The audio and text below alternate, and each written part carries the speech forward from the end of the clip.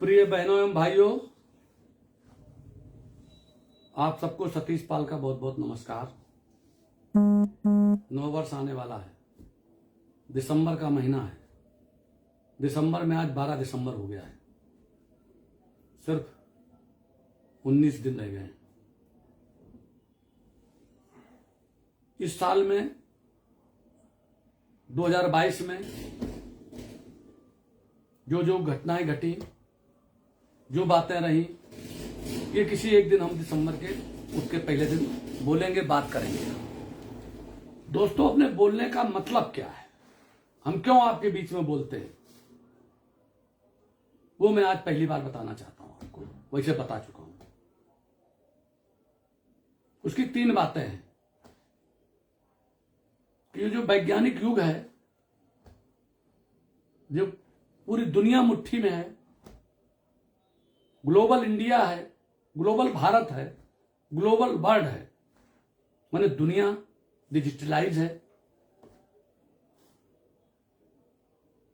Telephone पर आप दुनिया के किसी भी देश में बैठे हुए व्यक्ति से किसी कमरे से बात कर सकते हो, और उसमें फिर व्हाट्सएप कॉल हो गई है, वीडियो कॉल हो गई है, वो आप कर सकते हो, बात कर सकते हो, देख सकते हो। टेलीविजन लगा हुआ है, उस टेलीविजन पे कोई न्यूज, किसी भी देश में कोई घटना घट रही है, आपको वहां का, उस देश को पूरा दिखाया जा रहा है। उसी तरीके से तो उन सारी बातों को करने के लिए हम गांव का गरीब, गांव का नौजवान, किसान, मजदूर, पिछड़े वर्ग के लोग, दलित वर्ग के लोग, या सारे लोग, हम बैठ करके उनसे अपनी बात करते हैं, अपने विचार को उनको भेजते हैं, अपनी बात को रखते हैं। उसमें लोग बाग जो इससे सहमत होते हैं उसमें जिंदाबाद लिखते हैं या कोई बात करते हैं, और जिनको नहीं है वो उसमें अपना कमेंट भी लिखते हैं, और मैं उनके कमेंट का स्वागत करता हूं। जैसे इसमें एक आदमी का कमेंट है, कोई नीरज पाल है, अब कहां से है इनको निकालना चाहिए, सुल्तानपुर से है। इनका बहुत बढ़िया कमेंट है कि बीजेपी में रहकर आप अपना भला कर सकते हैं, साहब समाज का भला कभी नहीं कर सकते। नीरज पाल सुल्तानपुर, वो शायद सुन रहे होंगे, और मैं उनको चाहता हूं कि जो उनके अंतर मन में आवे उसको लिखें। इनकी हमें उम्र पता होनी चाहिए थी पहले नंबर पे। चलो कोई बात है, चूंकि तजुर्बा उससे आता है, उम्र से, कार्यों से, तजुर्बे से, अभ्यास से, शिक्षा से, उसके तहत आना चाहिए। मैंने भी कभी नहीं सोचा था कि मैं बीजेपी में शामिल होऊंगा, बीजेपी में कभी जाऊंगा, लेकिन जब 1988 में 73वां संविधान संशोधन आया और रिजर्वेशन हुआ पंचायती राज में, और बैकवर्ड के बीच चुनाव होने लगा, प्रधानी का, जिला पंचायत का, अध्यक्षी का, वो भी बैकवर्ड का, जिसमें जिस समाज में हम पैदा हुए, हम पहले प्रधान से ही शुरू किए राजनीति 1982 में। तो मैं नीरज जी आपको बताना चाहता हूं कि बीजेपी में मैं शामिल हुआ था 1998 में पहले, और 2009 में मैंने बीजेपी छोड़ दी थी, जब इन्होंने उत्तर प्रदेश भर में एक भी गडरिया को टिकट नहीं दिया था। मैं प्रदेश में पिछड़ा वर्ग एक प्रकोष्ठ हुआ करता था, पहली बार हुआ था, उसका प्रदेश अध्यक्ष था, और उसको इसीलिए छोड़ दिया था कि उत्तर प्रदेश में एक भी गडरिया को टिकट बीजेपी नहीं दिया। जैसे आज की तारीख में भी है, मेरा मानना है कि एक भी गडरिया को टिकट उत्तर प्रदेश में इन्होंने नहीं दिया है, और एक जिसको अपना मानते हो, तिरुल का सीट है, आगरा है, उसको अपना मानो या ना मानो।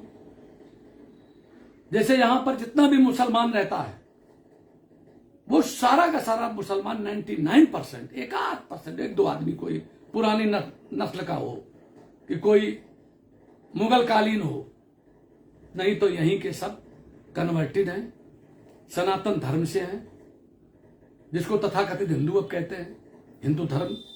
उसके बारे में बड़ी व्याख्या, उस पर नहीं जाऊंगा मैं। तो मैं वहां इसलिए गया था कि एक तो मंडल कमीशन, पिछड़े वर्ग का, बेटा जो तुम्हारी अपना समझ लेना अपनी उम्र को, 19 कि तुम किस सन में पैदा हुए हो, 1977 में जब जनता पार्टी की सरकार थी तब 15% रिजर्वेशन प्रदेश भर में लागू किया था स्वर्गीय रामनरेश यादव ने। तब मैं वकालत में पढ़ता था और मुझे वजीफा भी मिला था। और इसके बाद मैंने आईटीआई में भी एक वो लिया था एडमिशन, उसमें भी रिजर्वेशन लागू था। और उसी आईटीआई में जब मैं मेंबर हुआ तो वही 15% का रिजर्वेशन, बैकवर्ड की जो मेरिट थी बहुत हाई जाती थी और सवर्ण की बहुत कम जाती थी। तो मैंने वहां बैठ करके ये कराया था कि सबसे पहले पूरी की पूरी मेरिट में से छांट करके लोगों को कर दीजिए और इसके बाद रिजर्वेशन लागू कीजिए। चलिए अच्छी बात है, आपने कहा, आपको अधिकार भी है, आप मेरे बारे में जानो और फिर बात करो। मैं कानपुर के जिस पते से हूं यहां आओ और रहो, तब आपको पता चले कि सतीश पाल क्या करते हैं क्या नहीं करते हैं। आपका कहना ठीक है, मैं अपने भले के लिए, जब आप दूसरों का भला करेंगे तो आपका भला हो ही जाएगा। आप प्रार्थना करेंगे, अगर सबका भला मांगेंगे भगवान से, ऊपर वाले से, तो उसमें अपना भला हो ही जाएगा। और मैं बेटा आपके भले के लिए ही राजनीति करता हूं, इतना आपको बताना चाहता हूं। दूसरे नंबर पर एक सज्जन कोई विक्की जी हैं, उन्होंने कमेंट में लिखा है, मैं उनका बुरा नहीं मान रहा, बहुत अच्छा है और लिखो, लेकिन इनके बारे में आप बीजेपी के गुलाम मंत्री हैं, मंत्री हो। हम बेटा भूतपूर्व मंत्री हैं, बीएसपी सरकार ने मुझे बनाया था और बीएसपी को मैंने 3 सीटें जिताई थी, विधुना, भरतना, इटावा, और तय होकर के मंत्री बना था। आपने धनगर समाज के लिए कुछ भी नहीं किया बेटा। एक तो मैं गडरिया समाज में पैदा हुआ हूं,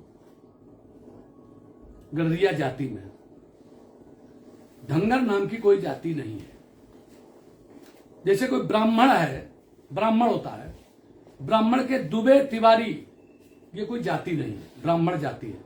इसमें दुबे, तिवारी, अग्नोत्री, वाजपेयी, ये सब इनकी उपजातियां, सरनेम है। उसी तरीके से धनगर भी है, धनगर और नीखर, ढेंगर और नीखर। और इनको मैं कुछ मानता नहीं, मैं सीधे मानता हूं धनगर और नीखर, सीधे गडरिया। और ये दोनों मिलकर के गडरिया बन के और पिछड़े वर्ग में अति पिछड़े की लड़ाई लड़के और बिहार की तर्ज पर यहां पर आरक्षण करें। ये मैंने राजनाथ सिंह के समय 2001 में कराया था। और उत्तर प्रदेश के जितने भी जिले हैं, 2001 में हर जिले से 10-10, 15-15, 20-20 गडरिया बुलाकर पूर्व मुख्यमंत्री माननीय राजनाथ सिंह के मुख्यमंत्री आवास में सबको मिला करके और बुला करके एक मीटिंग कराई और मीटिंग करा करके 56 प्रकार का भोजन कराया और सबको बोलने का अवसर दिया। दयाराम पाल जी उसमें 1 घंटा बोले, जिनको मैं रोकता रहा लेकिन नहीं माने। और मुख्यमंत्री जी ने जैसे ही माइक पकड़ा वैसे आंधी तूफान आया और गिर गया टेंट। ये दुर्भाग्य था, कोई बात नहीं कि राजा को जब बोलने का मौका आया, जब देने का मौका आया तो ये हो गया। लेकिन अपना संघर्ष जारी है बेटा। तुम्हारा शोषण बहुत हो रहा है, ये धनगर के नाम पर, निखर के नाम पर, गडरिया के नाम पर, बिरादरी के नाम पर। सतीश पाल 2 बार निर्विरोध प्रधान रहे, प्रधान से मंत्री तक बने। ना मेरे अंदर जातिवाद है, ना मेरे अंदर पक्षपात है। मैं सर्व समाज का नेता हूं और 2 बार विधुना बीजेपी से चुनाव लड़ा हूं, 1 बार कांग्रेस से देरापुर चुनाव लड़ा हूं और 1 बार मुझे लोकसभा का बीजेपी से टिकट 2000 में दिया गया था कन्नौज में।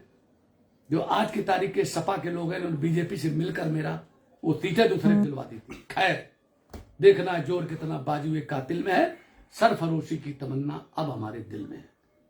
मैंने स्वतंत्रता संग्राम सेनानियों का गाना तुमसे कह रहा हूं, लेकिन मैं तुम नौजवानों से एक बात कहना चाहता हूं कि आप सिर्फ 1 घंटा 2 घंटे अपने शरीर को दो, अपने संस्कार बनाओ और राजनीति को बिल्कुल करो पूरी तरीके से। आप जिस भी ब्लॉक में रहते हो, पहले उस ब्लॉक के में कितने गडरियों के गांव हैं, एक आदमी का जो चलाता हो। चूंकि अब इस समय नौजवान पढ़ा लिखा हो गया है, बीए, एमए, इंटर पास है, लेकिन नकल से पास है। मोबाइल खूब तगड़े चलाता है, उसी मोबाइल का प्रयोग करो। सरकार की कौन सी योजना है ये मैं तुम्हें बता रहा हूं। जैसे असंगठित क्षेत्र के श्रमिक के लिए लागू हो गया है पेंशन योजना, दुर्घटना योजना, जिसका रजिस्ट्रेशन होगा असंगठित क्षेत्र के श्रमिक वर्ग में, उसमें 45 वो आते हैं, हम बताएंगे आपको, भेज भी देंगे।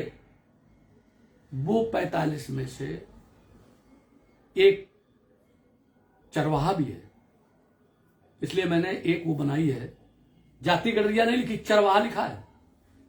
उसका लाभ लेते हुए क्योंकि रिजर्वेशन हो जाए संपूर्ण गडरियों का, मैंने एक वो बना दी है, राष्ट्रीय गडरिया चरवाहा और होलकर महासभा, उसके पदाधिकारी बनिए, हर ब्लॉक में अध्यक्ष बनिए, हर गांव में अध्यक्ष बनिए और उसमें रजिस्ट्रेशन कराइए, और हर जिले में, हर ब्लॉक में एक CSC सेंटर खोलिए। वो मैं खुलवा दूंगा आपकी, और काया पलट कर दूंगा तुम्हारे लोगों की। इसलिए मैं बोलता हूं, इसलिए तुम्हारे बीच बात करता हूं। कमेंट करने का तुम्हें अधिकार है बेटा, सब बातें मुझसे पूछो, जरूर करो। निंदक मोरो ना मरे मैं मर जाऊं कबीर, भोर होते निंदा करे निर्मल हो शरीर। अगर इन दो लोगों ने ये बातें न लिखी होती और सभी जिंदाबाद जिंदाबाद बोलते रहते, तो सतीश पाल बोलते क्या? तो ये बात है, तो इसको करो। दूसरे, खेती में पलट दो। कोई ऐसा व्यक्ति नहीं जिसके पास खेती ना हो, 1 बीघा 2 बीघा 3 बीघा, उस खेती में प्राकृतिक खेती करो। यूरिया का बंद करो, DAP बंद करो, और प्राकृतिक खेती में गाय के गोबर से, गाय के मूत्र से, और 1 किलो उसमें डालो दाल, 1 किलो डालो गुड़, और थोड़ी सी मिट्टी डालने के बाद वो सब हम ट्रेनिंग कराएंगे। इसलिए मैंने एक लक्ष्य बना लिया है कि 2026 तक हम गडरियों को संपूर्ण समाज में दूसरी जाति में सर्वोच्च कर देंगे, क्योंकि वो सब मेरा परिवार है। वो चाहे धनगर हो, चाहे निखर हो, और गडरियों की कोई कुरी हो। उसको करने के बाद वो गडरिया, वो जो ग्राम में अध्यक्ष बनेगा, वो पूरी तरीके से वो अपनी गांव सभा का पूरे गरीब आदमी को, किसान और मजदूर के लिए काम करेगा बिना पक्षपात के। वो विधवा पेंशन कराएगा, वो वृद्धावस्था पेंशन कराएगा, वो बिजली का कनेक्शन देखेगा, वो आपका आधार कार्ड देखेगा, सबका करो। कितना बढ़िया, पूरा आसमान खुला पड़ा है, सतीश पाल आपके साथ है, आप उसको करें। आज जो सुविधा प्राप्त है, ये जो हम आप आमने सामने बात कर रहे हो, उसके लिए काम करो।